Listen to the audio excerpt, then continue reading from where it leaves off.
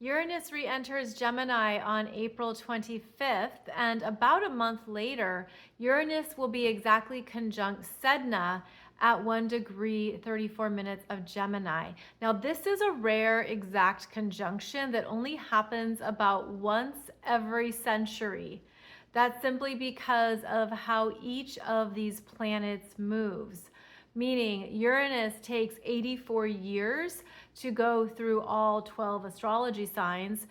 Sedna has a much longer orbit of over 11,000 years. 11,400 years or so is how long it takes Sedna to move through all 12 astrology signs. So here they are at a conjunction in the very early degrees of Gemini, also conjunct the Pleiadian star system. So consider it a triple conjunction, a rare alignment activating more cosmic knowledge, higher levels of consciousness around our planet, what has been hidden, stories, technologies, narratives that we haven't been aware of. We're going to have a lot of information coming up from the depths of Earth's history being revealed.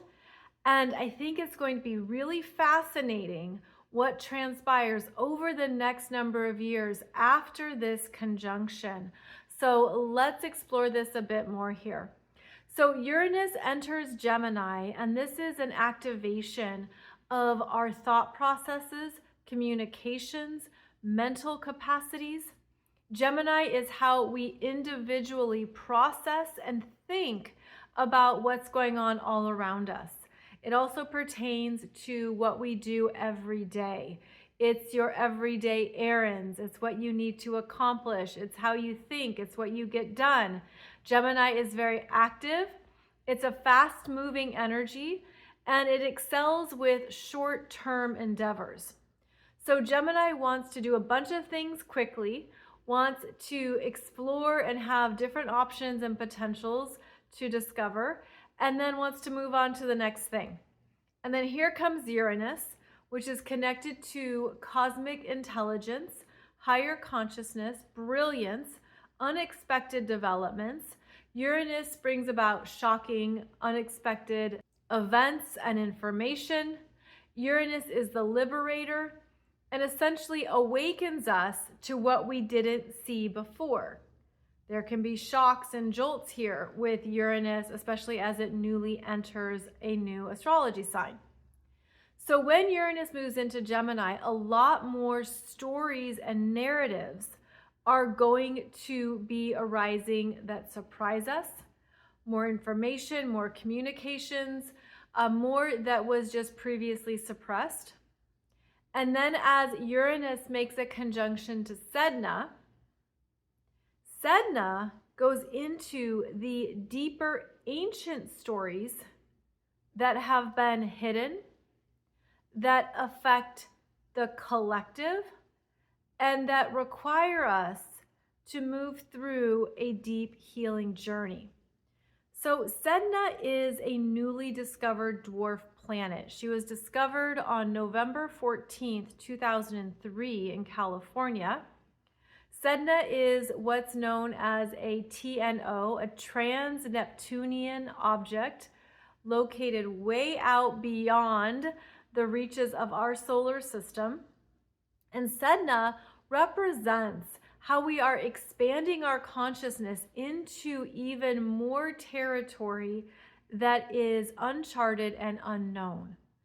And the Sedna energy relates to the Sedna myth, the Sedna story, which is she was an Inuit daughter, an Inuit woman, who was deeply betrayed and rejected by her father. There are multiple versions of the story, but they all basically pull in the same themes, that Sedna was on a boat with her father, a canoe, and he chose to sacrifice her in order to save himself. Sedna was thrown overboard, clutching on to the side of the canoe, and her father allegedly, as the story goes, as the myth goes, chopped off all of her fingers so that she had to fall into the Arctic Ocean depths. And as she did so, her fingers became the marine life in the ocean. Her fingers became the dolphins, the whales, the sea lions, the sharks. And she fell to the depths of the ocean floor. And this began a very deep, intense, transformational healing journey of how the soul, how the human experience is moved through extreme situations of isolation, sacrifice, crisis, betrayal, rejection, and abandonment. Now, Sedna's story becomes more positive and hopeful because she becomes the one who rules the marine life that she allegedly created. And she becomes the one who governs the sea storms, the tides, the waves. In fact, she becomes the one that sailors pray to in order to have safe passage. They seek the blessings of Sedna in order to have a safe journey or a safe exploration. So again, there's many versions of this story, but you can see here some of the notable themes. Sedna is connected to how we are able to transcend the human experience, connect to our soul level guidance in order to move through intense hardships and crisis. And because Sedna moves so slowly through the zodiac, there is a sense here that it takes a long time for matters to heal and play out, and that it takes a while to get to the heart of the core soul issue. Sedna is also connected to one's soul destiny, as well as ancestral healing, where you came from, where your lineage came from, and perhaps maybe the trauma or energetic imprints you're carrying on behalf of your lineage or ancestors.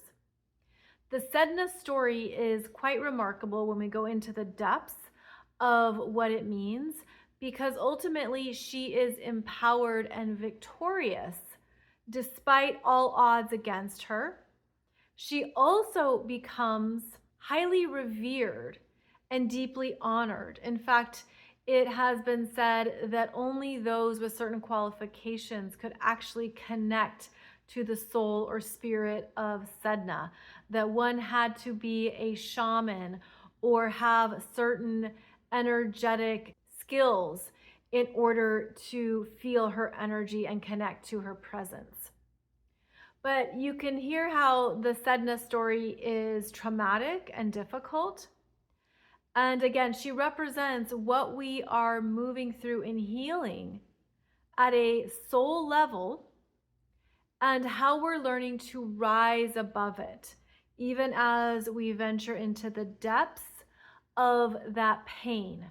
Now, Sedna is in Gemini, and this brings in what the soul consciousness is offering to our everyday mindset. Again, the Gemini energy is how you think, communicate, what you consider important, and the personal matters that you think about daily. So with Sedna in Gemini, there is more depth to the stories that we are learning, and there is more here that our human mindset is meant to connect to. Sedna brings up what is in the unseen, what is hidden in the depths. Think of the very dark, unexplored areas of the ocean. That is part of Sedna's domain.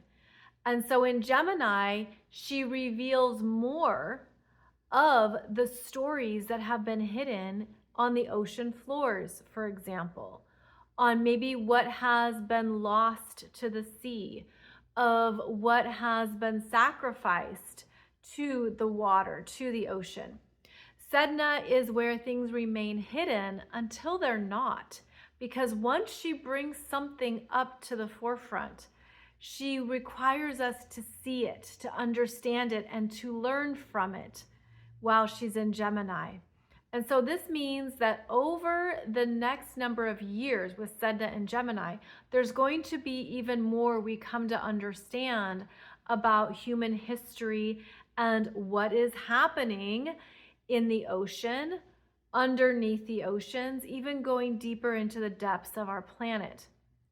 So getting back to Uranus conjunct Sedna here, Uranus brings about these shocking stories, these sudden revelations, things we never pondered or never considered before.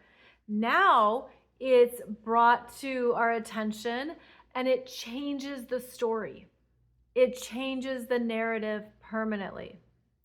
So with Uranus making this conjunction to Sedna exact on May 24th, 2026, there is going to be a new, let's say, headline news or new developments, new narratives coming forward over the next number of months, if not years, around the history of our planet, more about what's happening within the ocean depths, and more that we're meant to understand that we probably never thought was possible.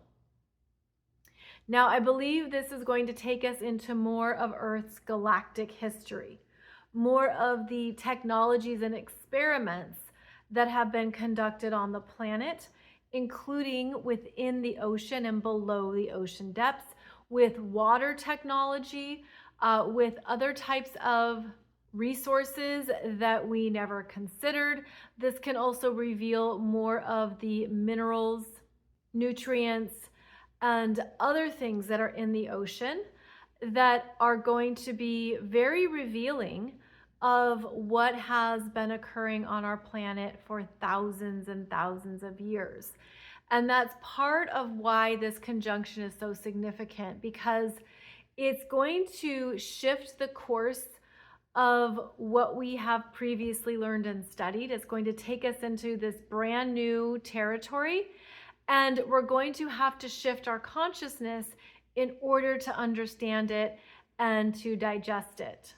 And one of the things that came to mind when I was putting these pieces together here is the internet cables, the cables that are on the ocean floor that connect every continent, that are part of our communication systems, and how both Uranus and Sedna and Gemini rule communications, and what can transpire if any of these internet cables are disrupted or shut down.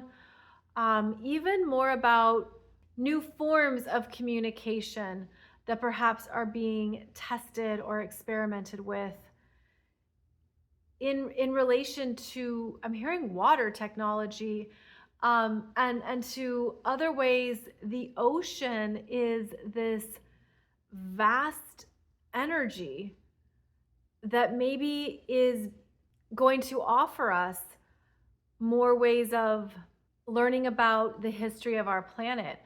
I'm also thinking and seeing crystals and how there are different types of crystals, quartz crystals all over the planet, and that they hold different codes.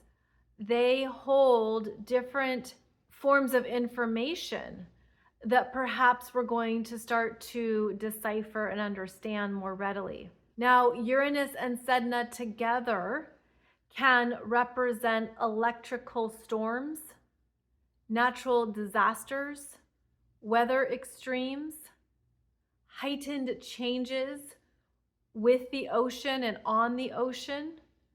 So there could be more sudden developments that are occurring across any of the oceans. This can mean more extreme weather systems, different kinds of weather systems, like things we've never seen before could transpire with this type of energy. There could be some unexpected unexpected and extreme water movements, for example. And I know that's serious, so I say that with a sense of I hope not, but that is a part of this energy and of this conjunction. Another thing that comes to mind with this energy is the ongoing developments in Antarctica and greater curiosity around what is being discovered and explored there, what is happening under the sheets of ice, what is occurring below the surface. So I think that is also a part of this energy signature. And keep in mind that this conjunction is a brand new starting point of the energy that can play out over a few years. So even though Uranus tends to move with sudden, immediate revelations, Sedna is very slow and she keeps her secrets and she doesn't readily reveal her stories or what she has learned. So I feel like in May, something gets started that then could take a few years to become fully revealed or actualized. So do keep that in mind, is that even though Uranus wants the sudden knowingness, Sedna moves slowly. And so the bigger picture here with this conjunction is that Sedna requires transcendence. And that's because the intensity of her experiences are so big that she requires a certain level of disassociation in order to make it through what is unfolding. This can bring about crisis energies. This can trigger deep fears, but this can also be a catalyst for transcendence and going higher to see the bigger picture of what we're meant to learn and understand. And I don't just mean that mentally. I mean that there's something here that we're meant to spiritually evolve and connect with. We're meant to see our planet in a whole new way. We're meant to see ourselves in a whole new way. And this is a transit that will certainly trigger that. It's also going to bring up, again, more of the galactic stories on our planet, more of the cosmic history of Earth. Is also going to reveal more of what's been hidden deep within the ocean, and more about the significance of the water, the ocean, and everything that resides within it. And of course, we know that most of our planet is covered in water. So I feel like water movement is significant here. Again, going back to water technologies or what's hidden within the depths of the ocean. I know I'm repeating myself, but there's a lot here that is going to be revealed that is part of Earth's history and the more accurate stories of our planet and what has shaped and formed Gaia. I'm also going to have a separate podcast on this topic discussing Uranus, Sedna, and the Pleiadian energies all together. And those podcasts are audio only. You'll probably see many of them here on my YouTube channel. They are on 2 separate playlists as well. So those are the videos that I'm not on camera, that are audio only. Those are the podcasts. So they're here on YouTube. They're also on Spotify, Apple, and Amazon. And I'll discuss more of this energy in a podcast episode because I think it's important to go deeper into this. I feel like it has a lot of significance. And I have the podcast because that's where I'm able to channel and receive information without being on camera. Now, I've explained this before, but it's been a while, that's actually how I receive more information. Because to me, the camera is a consciousness. Like, obviously, I'm talking to the camera, I'm aware I'm on video, and so it has a presence, it has a consciousness that I need to interact with. But when I do audio only on my podcast, I usually have my eyes closed or I'm focused on something else so that I can receive information and only focus on verbalizing it and speaking it. So that's why my podcast is audio only and I'm not on camera for it. So I'll be doing a separate episode discussing more of these energies there if you would like to listen in. Otherwise, thank you so much for joining me here on my YouTube channel. I'm so grateful for your presence and time. Thank you for joining me, and I'll be back soon with another video.